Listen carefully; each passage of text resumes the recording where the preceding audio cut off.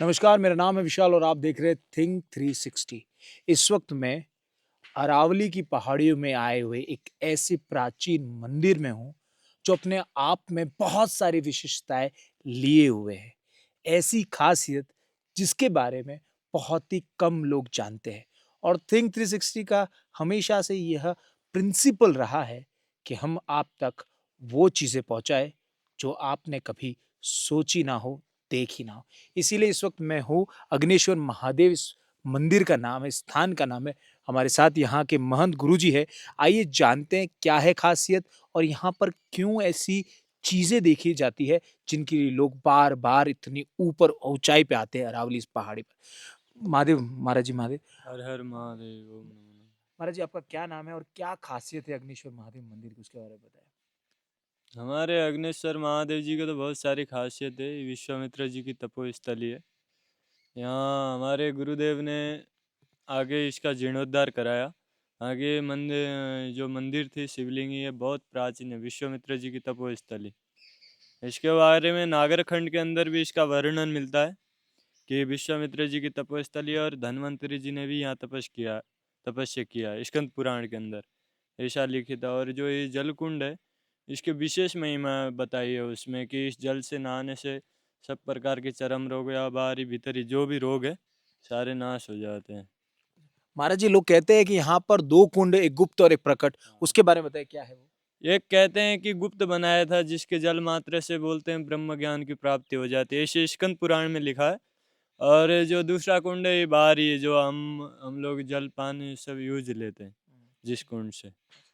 महाराज जी इस वक़्त आप ये जैसे बताइए आबूराज है, पहाड़ी पर है तो आस-पास जंगली जानवर भी होंगे भालू, चीता, तो उससे किसी प्रकार का भय या किस प्रकार का आपको नहीं? हाँ। बाबाओं को काहे का भय लगे। बाबाओं को तो कोई भय नहीं है।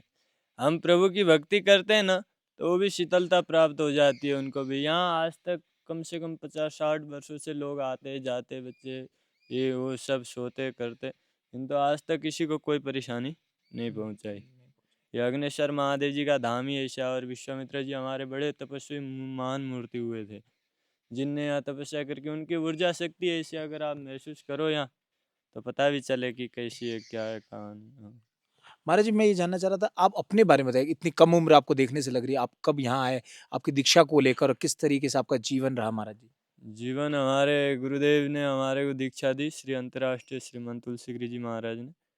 जी कितने वर्ष में महाराज जी आप उम्र कितनी थी आपकी? हमारी होएगी वही 8-10 बरस। और अभी कितनी है महाराज जी? अभी तो कितनी होएगी। अच्छा फिर दीक्षा दी उसके बाद हाँ। महाराज जी आप यहाँ कैसे पधारे? यहाँ आए ना भगवान की भजन करने के लिए, भक्ति करने। अच्छा भक्ति करने। हाँ। अच्छा महाराज जी एक और मैं यहाँ जानना चाह रहा था, आप जब लोग आते होंगे पर्यटक, और भक्त ये जो है ना, ये हमारा मंदिर हमने नहीं बनाया, ये हमारे गुरुदेव ने बनवाया। श्री अच्छा। अग्नेश्वर महादेव जीर्णोद्धार पूरा हमारे गुरुदेव ने कराया इधर। समझे नहीं? यहाँ हमारे गुरुदेव आए थे आज से कम 50-60 बरस पहले। क्या?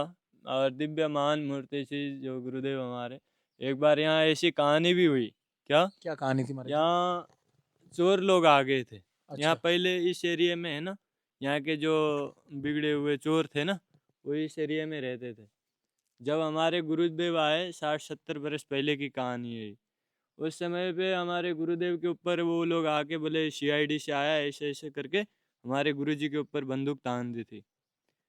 तो हमारे गुरुजी बोले कि बोले अगर बंदूक चल गया तो बोले उनको गुरुदेव को बोला पहले कि बोले महाराज यहाँ से चले जाओ, ये हमारा एरिया, यहाँ रहने की किसी को अनुमति नहीं है। नहीं है। बोले मैं तो यहाँ बोले भजन करने आया हूँ और बोले मैं यहाँ कोई सीआईडी करने नहीं आया। और गुरुदेव ने कहा कि बोले अगर तुम्हारी बंदूक चल गई तो मैं यहाँ से चला जाऊँगा अपनी झोली लेकर, अगर नहीं चली तो जीवन भर सेवा करनी पड़ेगी, ऐसा गुरुदेव ने हमारे कहा। तो उन लोगों ने बंदूक चलाई। क्या किया? बंदूक चलाई। बंदूक चलाई किंतु चली नहीं, हुँ। पानी निकल गया बंदूक के अंदर से। अच्छा। हाँ, ऐसे संत महान मूर्ति थे। और पानी निकल गया उसके बाद दोबारा बंदूक ली, दोबारा किया ऐसा, किंतु वापस बंदूक चला नहीं। नहीं। फिर गुरुजी बोले कि मैं चलाता हूँ लाओ, ऐसा करके हमारे गुरुदेव ने बंदूक ली। देखो यहाँ बैठे हुए थे, ये पेड़ में आज भी निशान है। अच्छा। 2 नाली का बंदूक चलाया था, देखो इधर। हाँ। हाँ, ये यहाँ से आर पार गोली हो गई थी। अच्छा। क्या ये पेड़ का तुम फोटो भी लेना जो पता चले बिल्कुल तुम्हारे को महाराज जी, बिल्कुल। कि कैसा है, ये सच है या झूठी कहानी, जो ये उससे पता चल जाता है। समझे नहीं? हाँ, तो ऐसे महान मूर्ति थे और भस्मी में ही मतलब कैंसर या कितने रोग, कितने प्रकार के सारे नाश हो जाते थे गुरुदेव की शरण में आने, ऐसे दिव्य मूर्ति थे। तो हमारे को भी अच्छा लगा उनकी शरण, बढ़िया आनंद आया, जिसने हमने भी संन्यास ग्रहण कर लिया, समझे नहीं, प्रभु की भक्ति की। महाराज जी, भक्ति से मुझे एक बात यहाँ पर, जिस तरह आबू राज में मंदिर है, अरावली की पहाड़ियों पर है। रिसेंटली अरावली को लेकर भी एक मुद्दा आपने देखा होगा, न्यूज़ में लगातार लोगों से आपने सुना होगा। तो महाराज जी, उस पर आपका क्या मंतव्य है? जो जिस तरीके से नया फरमान आया उसके बाद आपको क्या कहना था? नहीं देखो, ऐसा नहीं होना चाहिए। अगर प्राकृतिक नहीं रही तो फिर कुछ भी नहीं रहेगा इस जगत में। तो वैसे भी प्राकृतिक का नाश कभी नहीं होना चाहिए। हमारे ऋषि मुनि साधु संत लोग भी पहले भी जानते हैं, ये आविष्कार करने आज की नहीं, हजारों युगों पहले समझ चुके थे क्या, जिससे आत्म मंथन करके आत्मा का ज्ञान उत्पन्न किया, किंतु बाहरी ज्ञानों को उसने कभी बढ़ावा नहीं दिया, बैलगाड़ी के अलावा। क्यों? क्योंकि वो जानते थे कि इससे प्राकृतिक का नाश होएगा। अभी विज्ञान है तो फिर ऐसा नहीं होना चाहिए कभी भी, ये खराब ही चीज़ है वैसे भी। और विज्ञान है तो फिर आने वाले समय में तो ये होना तो है ही है, बोलो तो। महाराज जी, आपने विज्ञान की बात किया। लोग अक्सर कहते हैं कि अध्यात्म और विज्ञान दोनों एक साथ नहीं, जहाँ विज्ञान होता है वहाँ लोग अध्यात्म को नहीं मानते। आपने देखा होगा, वैज्ञानिक लोग नहीं मानते, और जहाँ अध्यात्म की जगह होती है वहाँ विज्ञान की कोई जगह नहीं है। हम आस्था है तो आस्था से बड़ा कुछ नहीं। तो आपसे जब भी लोग इस बारे में कभी प्रश्न तो करते होंगे महाराज जी, तो आप क्या कहते हैं फिर? आध्यात्मिक जो है वो क्या है जानते हो? क्या महाराज जी? आध्यात्मिक अर्थात भीतर का, और विज्ञान अर्थात बाहर का, समझे नहीं? जब भीतर का ज्ञान प्रकट होता है तो ही बाहर का ज्ञान प्रकट होता है। भीतर अगर हमारे चैतन्य जो शरीर में जो प्राण शक्ति चल रही है ना, वो जब तक नहीं है तब तक विज्ञान का कोई काम नहीं है। विज्ञान अर्थात बाहरी चीज़ों का बनावट करना, उसको विज्ञान कहते हैं। और आध्यात्मिक मतलब आत्मा के रहस्य को जानना, जो चीज़ दिखती नहीं है उस चीज़ के बारे में। तो ये ज्ञान से विज्ञान निकला हुआ है, बाकी कुछ नहीं है। ज्ञान बिना तो विज्ञान हो ही नहीं सकता।